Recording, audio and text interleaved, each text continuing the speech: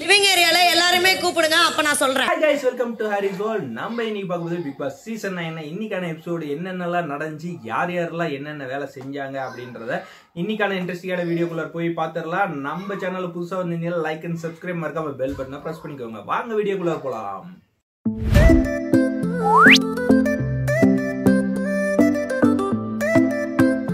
Start ஆனோடனே சபரி, வினோத், கமருதீன் 3 பேருமே discussion பண்ணியிருக்காங்க. ஆக்சுவலா வந்து டாய்லெட்ல இருக்கிற, அதாவது பாத்ரூம்குள்ள இருக்க சில திங்ஸ் எல்லாம் காணா போகுது, மிஸ் ஆகுது, பிளஸ் குள்ளர் விழுந்திருக்கு, அப்புறம் டஸ்ட்பின்ல குப்பை கூடையில பார்த்தேன் விழுந்திருக்குன்ட்டு சபரி வந்து சொல்லிட்டு இருந்தாரு. அது யார் பண்றாங்கன்னு எனக்கு தெரியல, ஆனா இதெல்லாம் நடந்துட்டு இருக்குது. இது யாரு பண்றாங்கன்னு பார்த்துட்டு கடைசியா வந்து அதை வந்து நம்ம ஒரு வாக்குவாதமா வச்சுக்கலாம் அப்படின்னு சொல்லிட்டு பேசி வச்சிருந்தாரு. அது வரைக்கும் நீங்க யாருமே இதை பத்தி வெளியே சொல்லாதீங்க, எனக்கு சில பேர் மேலாம் சந்தேகம் இருக்கு, அது தெரியற வரைக்கும் யாரும் இதை பத்தி லீக் அவுட் பண்ணாதீங்க, நான் சில இதெல்லாம் எடுத்து வச்சிருக்கேன் அப்படின்னு சொல்லி சபரி சொன்ன. அப்படி ஸோ வினோத்து வந்து ஆமாப்பா நான் வந்து யாருக்கிட்டையும் சொல்ல மாட்டேன், இதுவும் இந்த மாதிரியும் பண்றாங்களா அப்படின்னு சொல்லிட்டு கமருதீனும் பேசினா. அப்படி சரி யார்கிட்டையும் சொல்லிடாத, கன்ஃபார்மா நான் எல்லாம் தெரிஞ்சதுக்கு அப்புறமா பேசினாதான், இல்லைன்னா என் பேர் கெட்டு போயிடும் அப்படின்ற மாதிரி சொல்லி வச்சிருந்தாரு. சரி எல்லாத்துக்குமே சரி சரின்னு சொல்லிட்டு போனேன்.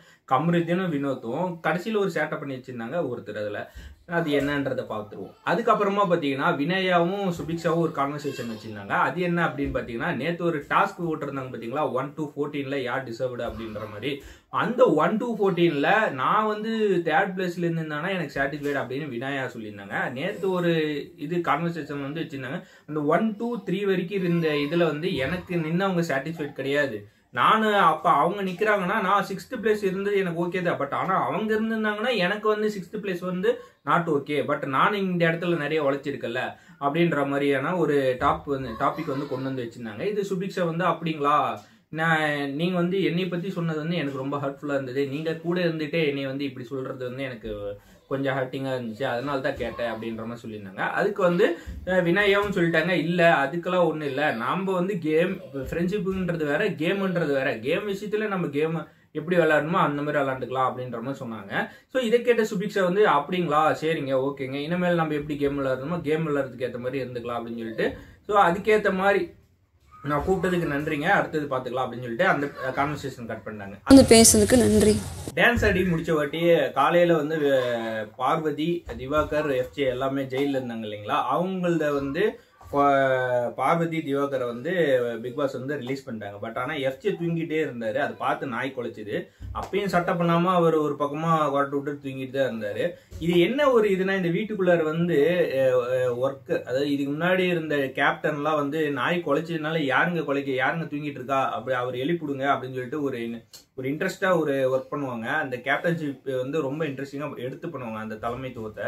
ஆனா இந்த சீசன்ல வந்தவங்களுக்கு யாருமே அந்த கேப்டன்ஷிப்ன்றது என்னன்றதே தெரியல. ஏன்னா அவங்க வந்து ஒரு கேர்லெஸ்ஸா ஹேண்டில் பண்றாங்க. நம்மளும் வந்துட்டு இதுக்கு மேல என்ன பண்ணுவாங்க அப்படின்ற மாதிரி ஒரு தாட்டு தான் எல்லாத்துக்கும் இல்லையா. அப்படி இல்லைன்னா இந்த வீட்டுல நாம என்ன சொன்னாலும் யாரும் கேட்க மாட்டேங்கிறாங்க, நாம சொல்றதையே கேட்க போறாங்க அப்படின்ற ஒரு தாட்டும் வந்திருக்கு. ஏன்னா எல்லாருமே ஒரு கான்வர்சேஷன் வைக்கிறப்ப அது கூட ஆப்போசிட்டா அதிகமா பேசுறது அதிகமா இருக்கு, தவிர்த்து யாருமே இவங்க கேப்டன் சொல்லிட்டாங்களே அப்படி கேட்கணுமே அப்படின்ற மாதிரி தாட் யாருக்குமே கிடையாது. அந்த இது வந்து இந்த சீசன் ரொம்ப அதிகமாவே இருக்குது.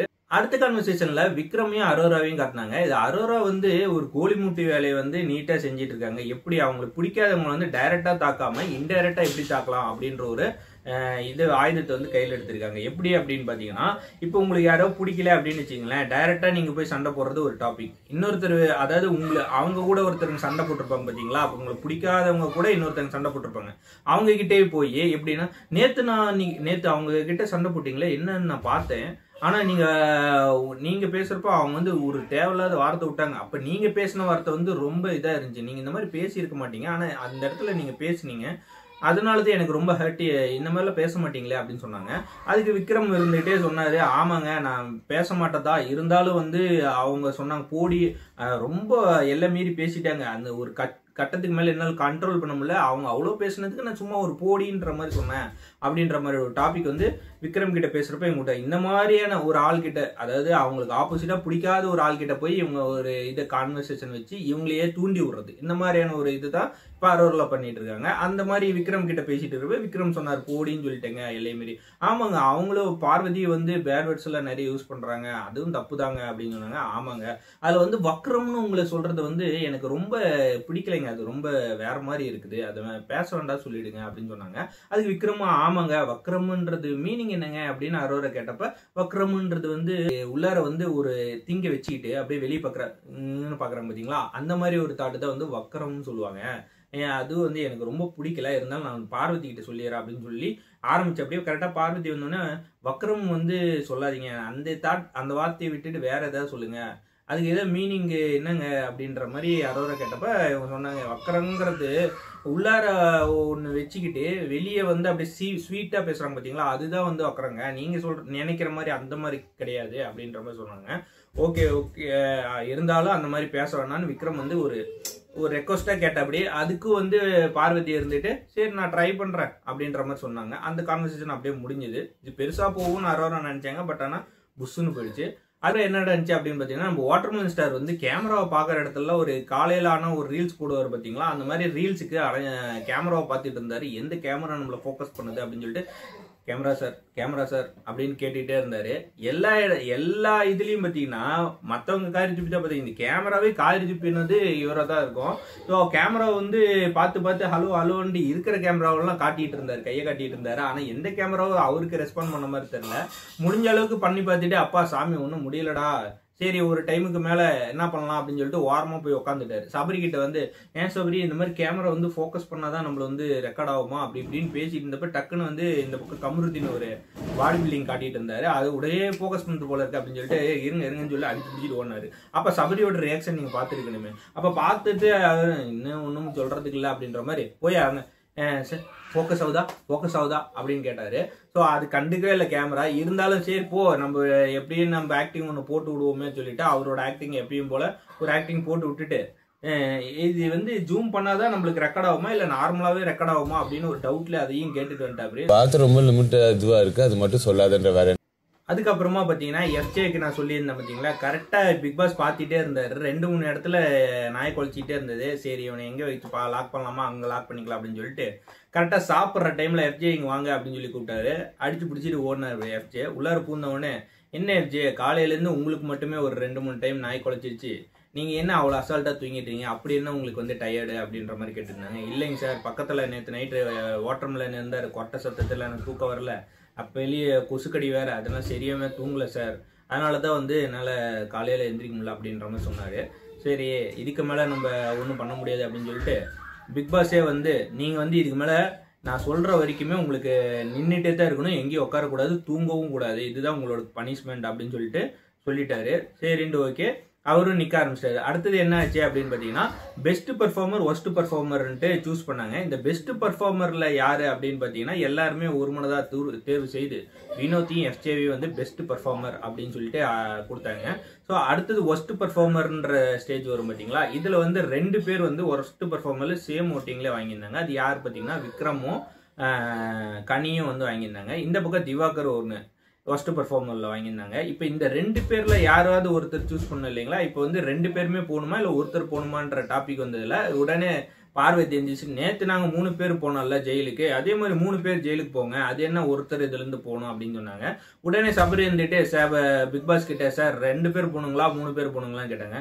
நீங்க தானே கேப்டன், நீங்களே முடிவு பண்ணி சொல்லுங்க அப்படின்ற மாதிரி சொன்னதுக்கு அப்புறமா ஒருத்தர் தான் நம்ம அனுப்பிச்சு விடணும், அந்த ஒருத்தர் யாருன்றதை செலக்ட் பண்ணி சொல்லுங்க, இதுல கனி வேணுமா விக்ரம் ஜெயிலுக்கு போகணுமா அப்படின்னு சொல்லிட்டு அதுக்கு ஒரு ஓட்டிங் போட்டு கடைசியா கனியை வந்து ஜெயிலுக்கு அனுப்பிச்சுட்டாங்க. இது யாருக்கு சந்தோஷமா இல்லையோ பார்வதிக்கிறா ரொம்ப சந்தோஷம், அப்பா எத்தனை நாள் கழிச்சு இப்பதாண்டா ஜெயிலுக்கே போயிருக்கான்ற மாதிரி.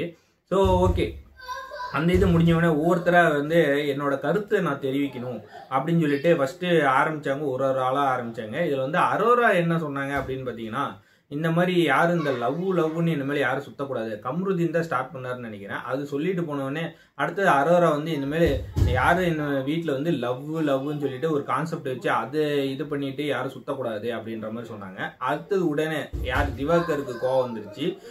அப்போ நான் சொன்ன டாபிக் அந்த என்ன சொல்றது அந்த குறியீட்டு ஒன்று இருந்துச்சு பார்த்தீங்களா, அந்த குறியீட்டை பத்தி சொல்லுங்க அப்படின்னு தவறான குறியீடுன்னு சொல்லிட்டு அது ஒரு குறியீடு பத்தி ஒரு கேம்ல வந்து இது பண்ணி கேம்ல வந்து இப்படித்தான் நிக்க வைக்கணும்னு ஒரு சொன்னாங்க பாத்தீங்களா, அது யாருக்கு புரிஞ்சதோ இல்லையோ திவாகருக்கும் பார்வதிக்கு வந்து நல்லா புரிஞ்சிடுச்சு. தவறான குறியீடு, அந்த குறியீடு வந்து நீங்க காட்டக்கூடாது, அது ஒரு அசிங்கமான குறியீடு அப்படி இப்படின்னு சொல்லி அதை ஆரம்பிச்சு விட்டாங்க.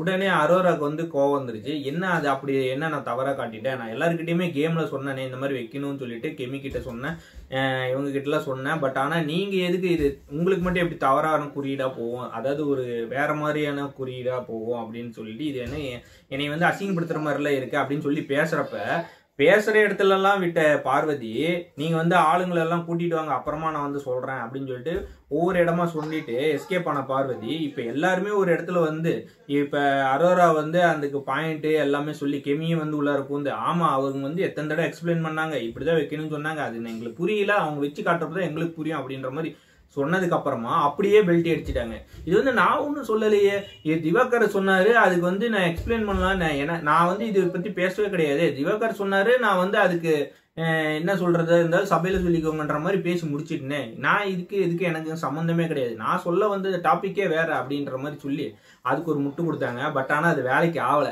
ஒரு டைமுக்கு மேல எல்லாருமே வீடே வந்து பார்வதி மேல பாய ஆரம்பிச்சிட்டாங்க. ஐயோ இதுக்கு மேல இங்க இருந்தோம்னா நம்மள போட்டு புதைச்சிருவானுங்க அப்படின்னு சொல்லிட்டு 2 பேருமே வந்து அப்படியே நீங்க பேசுங்கப்பா அப்படின்னு சொல்லிட்டு 2 பேருமே எஸ்கேப் ஆயிட்டாங்க. இந்த பேசிட்டு இருக்கிற டைம்ல இவங்க 2 பேரும் எஸ்கேப் பண்ண டைம்ல அமித் வந்து அந்த காய்கறி எல்லாம் வெட்டி கொடுங்க அப்படின்னு சொல்லி கேட்டிருக்காரு. அந்த காய்கறி வெட்டி கொடுங்கன்னு கேட்டப்ப இவங்க 2 பேர் போய் வெளியே நின்று கான்வர்சேஷன் ஒரு 5 நிமிஷம் இருங்க அப்படின்னு சொல்லிட்டு வெளியே போய் கான்வர்சேஷன் வச்சுட்டு இருந்திருக்காங்க.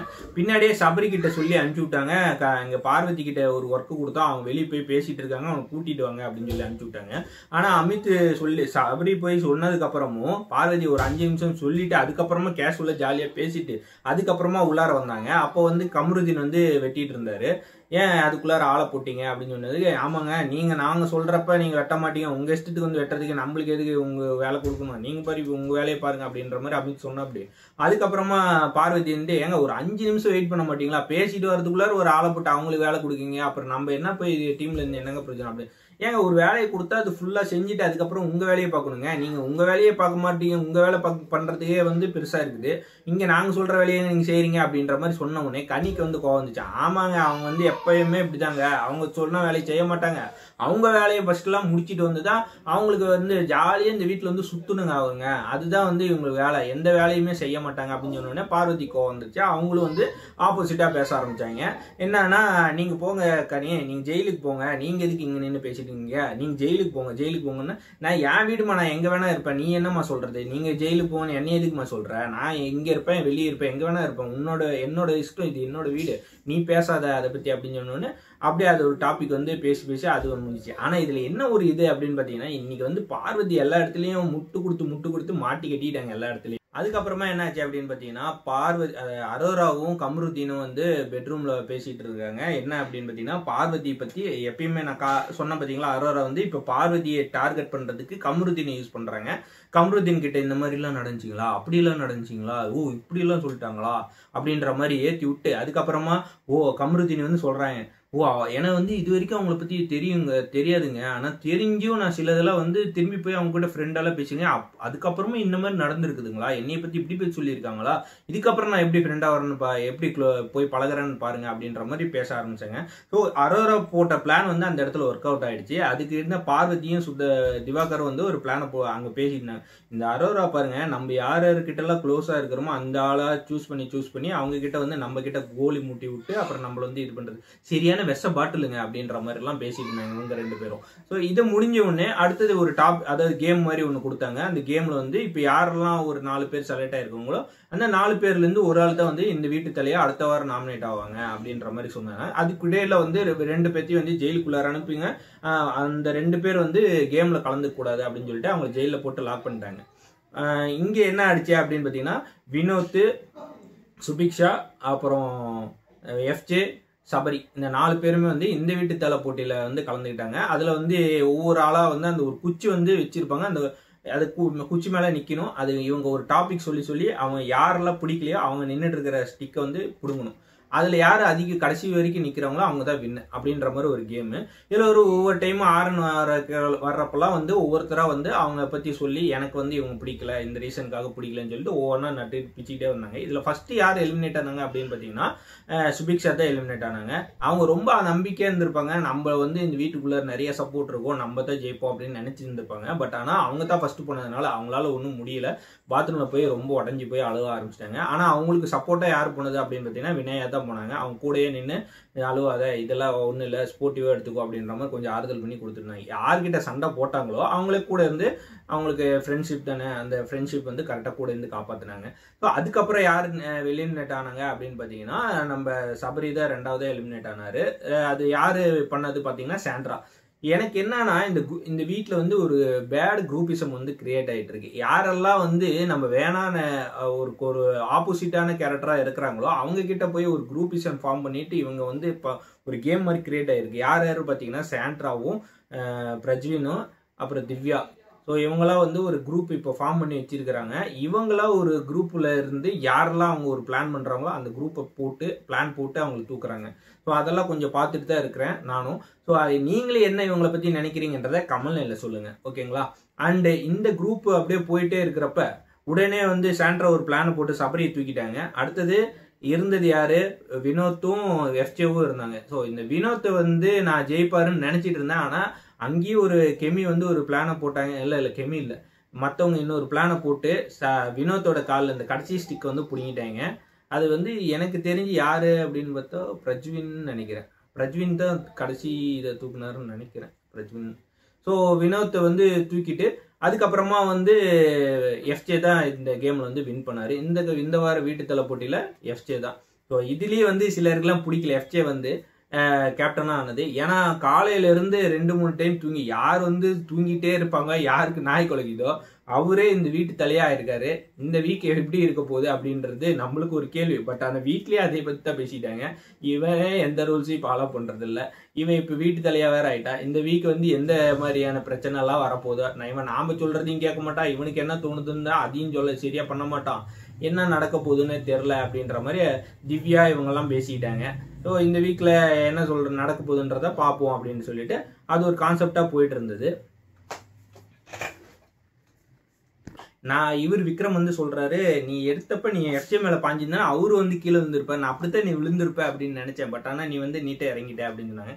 அப்படி ஒரு கீழே விழுந்திருந்தேன்னா சரியான மூவ் அப்படின்னு சொல்லிட்டு விக்ரம் சொன்னாரு. எனக்கு அது ஒரு சிரிப்பா தான் போச்சு, என்னடா இப்படியெல்லாம் விளையாட பிளான் போடுறீங்க அப்படின்னு சொல்லிட்டு. அதுக்கப்புறம் சபரின்னு சொன்னாரு, நீ விளையாண்டுருந்தானே சரியான மூவ்மா அப்படின்ற மாதிரி சொல்லியிருந்தாரு. அந்த கான்வர்சேஷன் அப்படி முடிஞ்சது. அதுக்கப்புறமா என்ன நடந்துச்சு அப்படின்னா அந்த இது இருக்கு பார்த்தீங்களா, டஸ்ட்பின்னில் குப்பையெல்லாம் போட்டிருக்காங்க. அதாவது அவங்க யூஸ் பண்ண திங்ஸ் எல்லாம் வந்து யாராவது பிடிக்காதவங்க வந்து வேலையை செய்கிறாங்க அப்படின்னு சொல்லியிருந்தோம் பார்த்தீங்களா. அந்த இதை வந்து ஒரு கான்வர்சேஷன் யாரோ விக்ரம், வினோத், சபரி பேசிட்டு இருந்தாங்க. இந்த மாதிரி வந்து எனக்கு தெரிஞ்சு நான் சாண்ட்ராவை தான் பார்த்தேன், சாண்ட்ரா குப்பையில் போட்டதை நான் பார்த்துட்டேன், டஸ்ட்பினில் போட்டதை நான் பார்த்துட்டேன். பட் ஆனால் இது வந்து நம்ம இப்போ கன்ஃபார்ம் பண்ணுறது வேணாம், ஆனால் போயிட்டு அப்புறமா கன்ஃபார்ம் பண்ணிவிட்டு எதுனாலும் பேசிக்கலான்ற மாதிரி சொல்லி வச்சுருந்தாங்க. இதுக்கிடையில் கமருதீன் ஒரு வேலையை பண்ணிட்டார். என்ன அப்படின்னா குரூப்பிசம் சொன்னோம் பார்த்தீங்களா, அந்த குரூப்புக்கிட்டேயே போய் இந்த மாதிரி சபரி வந்து ஒரு வேலையை பண்ணி சொல்லிட்டு இருந்தார். இந்த மாதிரி யாரோ டஸ்ட்பினில் மற்றவங்களோட திங்ஸ் எல்லாம் போடுறாங்க, ஃப்ளஷ் டாய்லெட்டில் வந்து இந்த மாதிரி போடுறாங்க, அது வந்து யார் பண்ணுறதுன்னு தெரில அப்படின்னு சொல்லிட்டு சில திங்ஸ் வந்து அவரோட ரூம்லேயே எடுத்து வச்சிருக்கிறாரு, நான் பார்த்தேன் அப்படின்னு சொல்லிட்டு எங்ககிட்டையும் காட்டினாரு. அதில் வந்து ஒரு ப்ரஷ் வந்து பிளாக் வித் க்ரீன் இருக்கிற ப்ரஷ்ஷு அப்படின்னு சொன்னோடனே உடனே சாண்ட்ராக்கு ஒரு இதாகிடுச்சு, என்னடா நம்ம ப்ரஷ் மாதிரி இருக்குது, நம்ம ப்ரஷ்ஷாக இருக்குமோ அப்படின்னு சொல்லிட்டு அவங்களுக்கு. எனக்கு என்ன ஒரு டவுட்னா, உங்களை பற்றி சொல்லலாம்னு தெரியுது, அப்புறம் நீங்கள் எதுக்கு ரொம்ப ஆர்வக்கோளாராக அதெல்லாம் பண்ணுறீங்க அப்படின்னு சொல்லிட்டு உடனே அவங்க ஒரு பிளானை போடுறாங்க. ஸோ இவங்களாம் வந்து இதெல்லாம் திங்ஸ் எல்லாம் கேப்சர் பண்ணி இதை வந்து கடைசியாக விஜய் சேதுபதி சார் கிட்ட வந்து வீக்கெண்டில் காட்டி அவங்க கிட்ட நம்மளை வந்து கோத்து விடுறதுக்கு பிளான் பண்ணுறாப்பியோ அப்படின்னு சொல்லிட்டு, இது நீங்கள் இல்லவே இல்லையே, நீங்கள் இதுக்கு உள்ளார வரீங்க அப்படின்ற மாதிரி எனக்கு தோணுச்சு.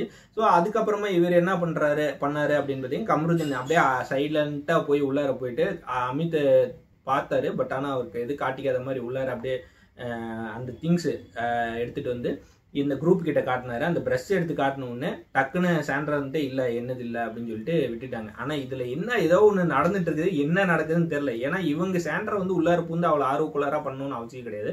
பட் அவங்களும் வந்து இந்த மாதிரி பண்ணுறாங்க. நாளைக்கு எபிசோடில் தான் என்ன நடக்கும்ன்றது தெரியும். பட் இன்னைக்கான எபிசோடு வந்து ரொம்ப லேட் ஆகி போச்சு. பட் மன்னிச்சுக்கோங்க, நாளைக்கு வந்து முடிஞ்ச அளவுக்கு சீக்கிரமாக போட பார்க்குறேன். நம்ம சேனலில் ஃபாலோ பண்ணிக்கோங்க, லைக் அண்ட் சப்ஸ்கிரைப்.